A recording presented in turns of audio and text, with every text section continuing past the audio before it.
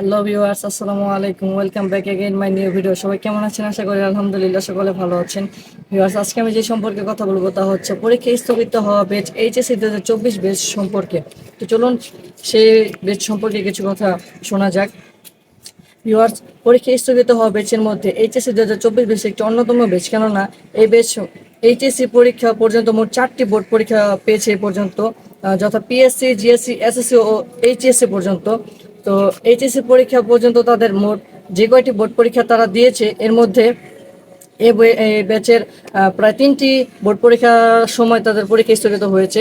তো এই ব্যাচ যখন এইচএসসি 2024 ব্যাচ যখন জিএসসি পরীক্ষা দিচ্ছিল, সালটা তখন 2019 সাল, তখন তাদের পরীক্ষা স্থগিত হয় প্রাকৃতিক দুর্যোগ ঘূর্ণিঝড় বুলবুলের কারণে সমসাময়িকভাবে, যা পরবর্তী সময়ে আবার পরীক্ষা অনুষ্ঠিত হয়।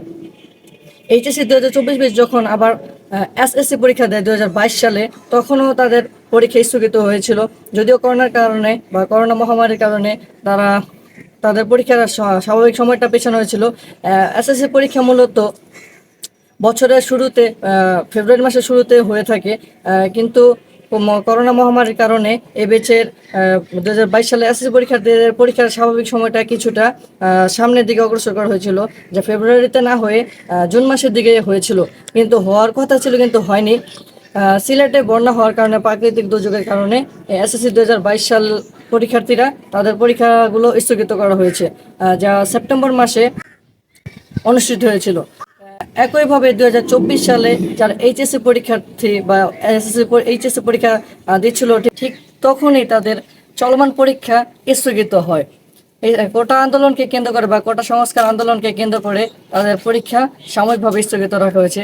দেশের সকল শিক্ষা প্রতিষ্ঠান বন্ধ সহ এইচএসসি 2024 ব্যাচের বোর্ড পরীক্ষা স্থগিত হওয়া পরীক্ষার সময়সূচি বেশ কিছু পর্যায়ে পরিবর্তন করা হয়েছে। বারবার পরীক্ষা স্থগিত হওয়ায় এই ব্যাচের পরীক্ষার্থীদের মন মানসিকতা কিছুটা অবনতি রয়েছে। অনেক পরীক্ষার্থীরা প্রিপারেশন নিচ্ছিল, কিন্তু বারবার দেখতেছে পরীক্ষা স্থগিত হচ্ছে, বা প্রিপারেশন নেওয়ার পরে দেখতেছে যে পরীক্ষা বন্ধের ঘোষণা আসছে। তো এরকম অবস্থায় অধিকাংশ বলতে আমি বলবো যে সব পরীক্ষার্থীরাই বিভ্রান্তিতে রয়েছে। তো আজকের ভিডিও এই পর্যন্তই। ভিডিওটা ভালো লাগলে অবশ্যই লাইক করবেন, যে যেখান থেকে দেখছেন অন্যকে দেখার সাথে শেয়ার করবেন। যারা ইউটিউব চ্যানেল থেকে দেখছেন তারা আমাদের চ্যানেলটাকে সাবস্ক্রাইব করে আমাদের পাশে থাকবেন, এবং যারা ফেসবুক পেজ থেকে দেখছেন তারা আমাদের পেজটাকে ফলো দিয়ে আমাদের পাশে থাকবেন। দেখা হবে নতুন ভিডিওতে নতুন বিষয় নিয়ে। সে পর্যন্ত সকলে ভালো থাকুন, সুস্থ থাকুন। সকলে সুস্থতা কামনা করে আজকের মতো এখানে বিদায় নিচ্ছি। খোদা হাফেজ, আসসালামু আলাইকুম।